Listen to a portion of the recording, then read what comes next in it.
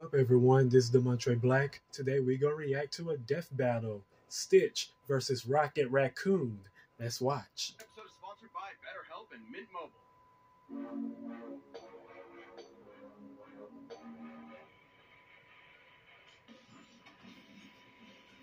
Stitch, Disney's Extraordinary Experiment 626.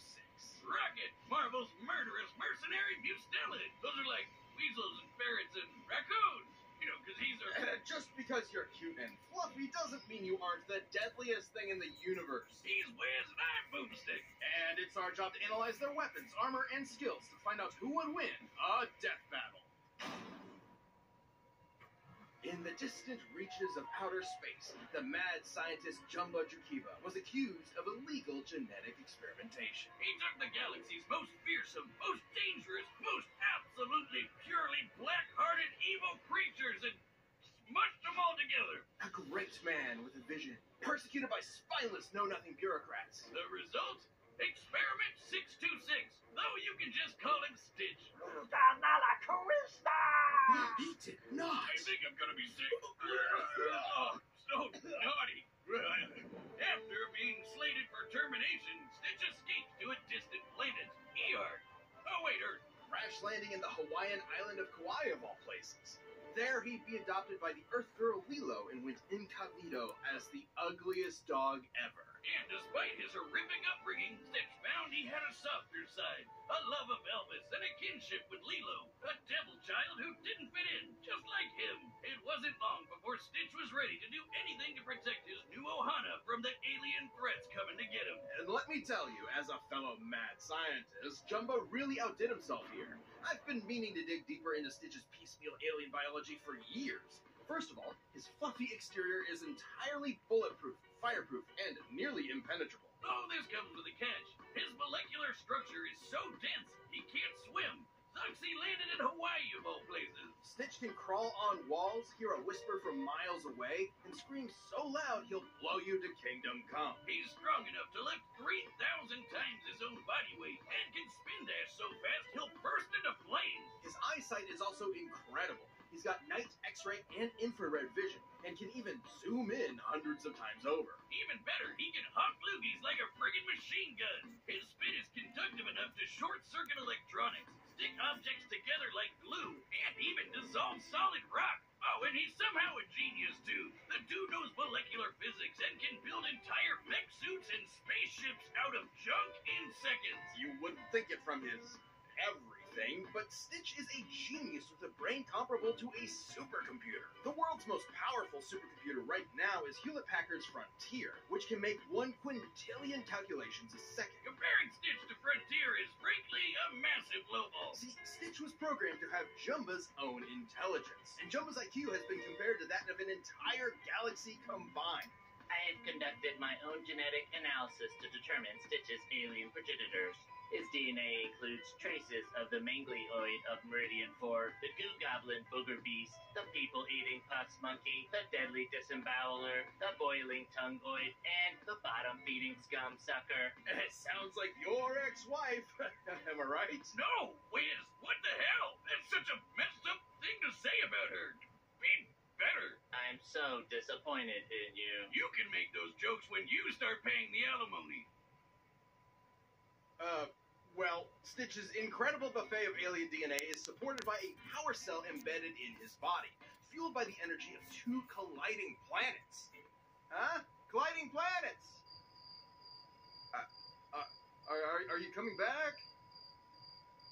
No? Fuck you! Okay. He's got a jetpack, freeze ray, grenades, and a Seismotronic 200, which can make sandwiches gigantic.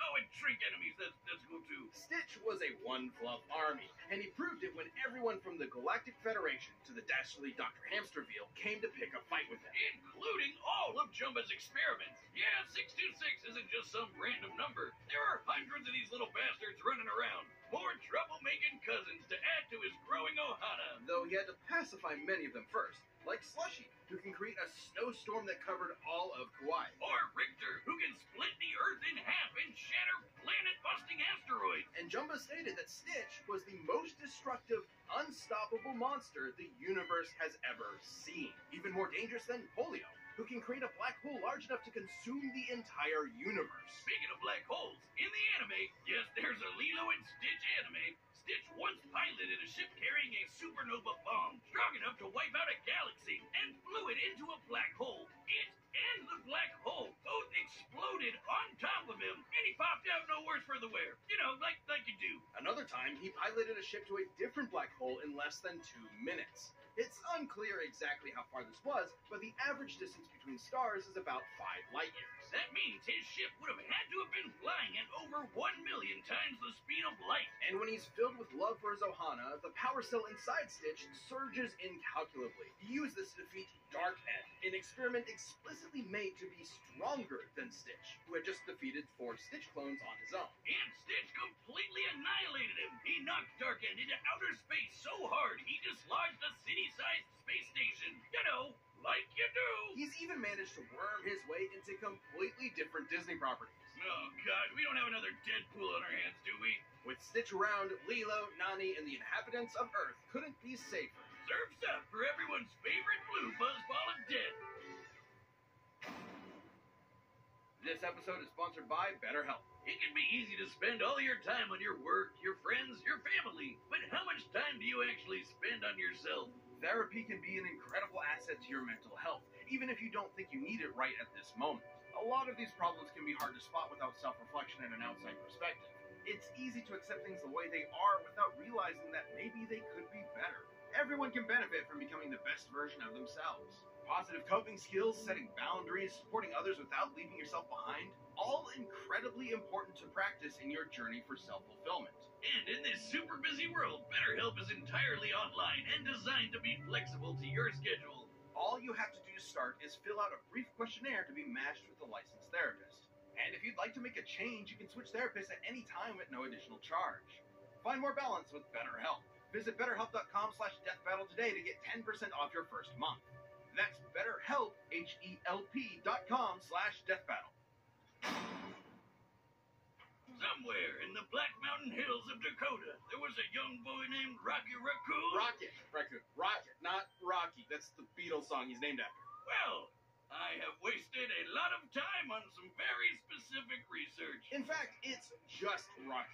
Despite his startling resemblance to the resourceful dumpster diving mammal, Rocket originates from the alien planet Halfworld, which served as an asylum for the criminally insane ruled over by alien humanoids.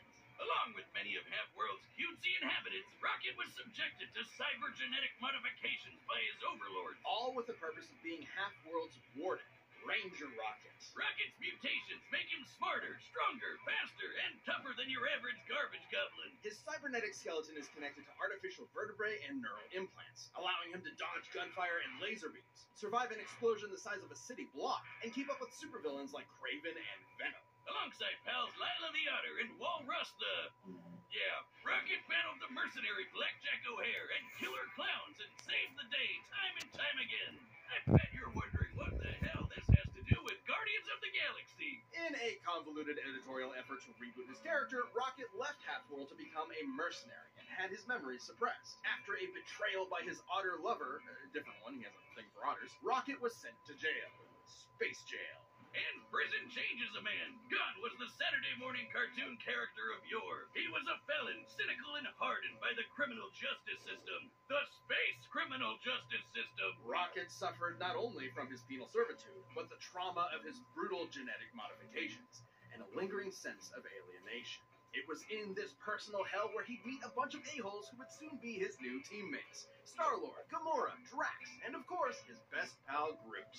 And together they were the Guardians of the Galaxy, defending the free peoples of the cosmos from all manner of alien menace. For a price, of course.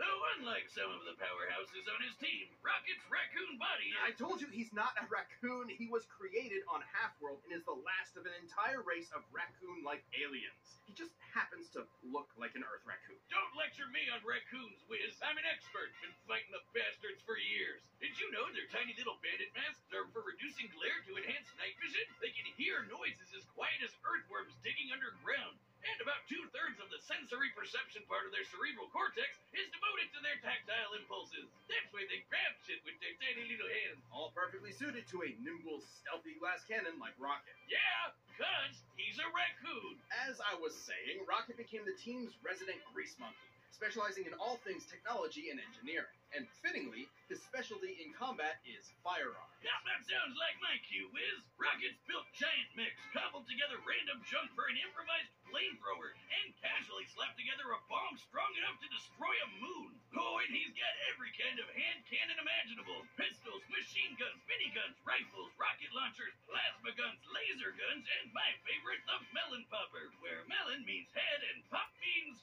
kabam. That melon belonged to a Super Skrull, one of the deadliest warriors in the Marvel Universe. With the combined abilities of the Fantastic Four, including the Thing, who survived a blast from the power cosmic that could split a planet in two. Yeah, Rocket's weapons are crazy, like the Rampart armed phasic cannon, which utilizes cold fusion and could melt the face off the Mad Titan himself, Thanos. The same Thanos who was strong enough to survive a supermassive black hole 4 light years across, and came out with only light scratches. The very same Purple Shrek who's battled Universe Busters and beyond, like Thor, Hulk, and Odin. If Thanos can walk through attacks from a dude who can shake the multiverse, and Rocket's guns can hurt him, I'm gonna need one of those puppies under my pillow ASAP. And similar weaponry to what Rockets use can operate down to the picosecond, which is 1/1,000,000th of a second. He can access all of these goodies at any time from his orbital stash, a remote-controlled satellite that'll deliver anything he wants lickety-split. Rocket can zoom through the sky on his rocket skates, project force fields, teleport with a portable AI, melt through solid metal with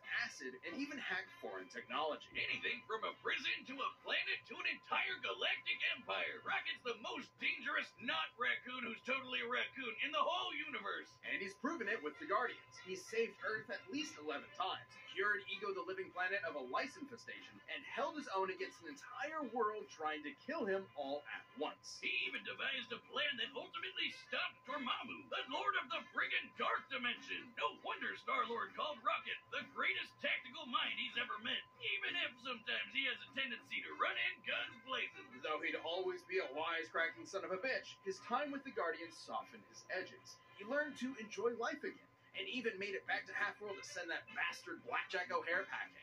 And even though he clearly is one, whatever you do, don't call him a raccoon, because there's nowhere in the galaxy to hide from this gun-toting mother flarker.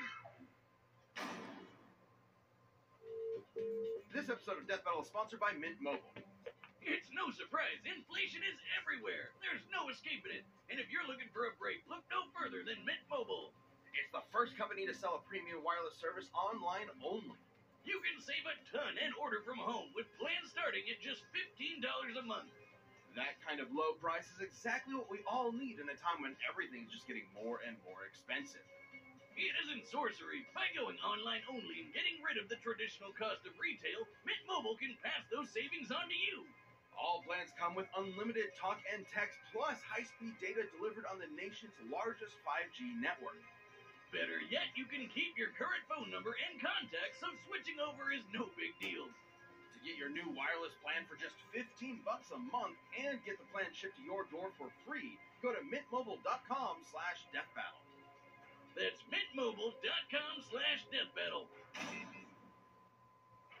All right, the combatants are set. We've run the data through all possibilities. It's time for a death battle!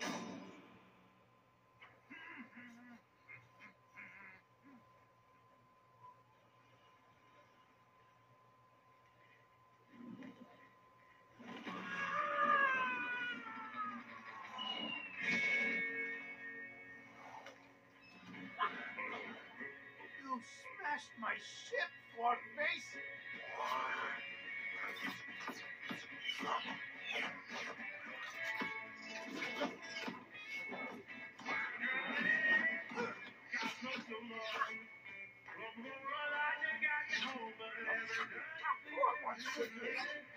What did you say about my mother?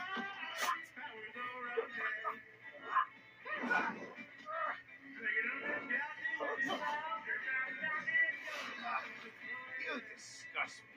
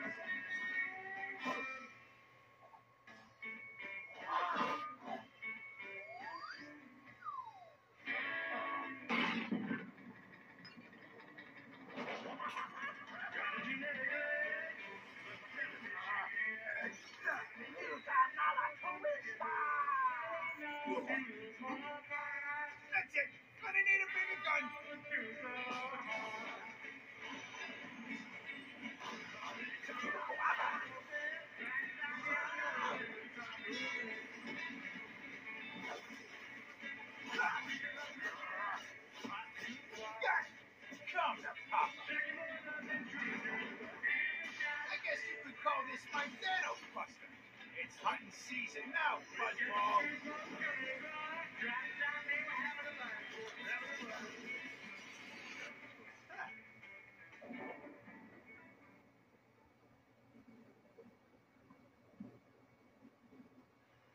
Huh? You gotta be kidding me.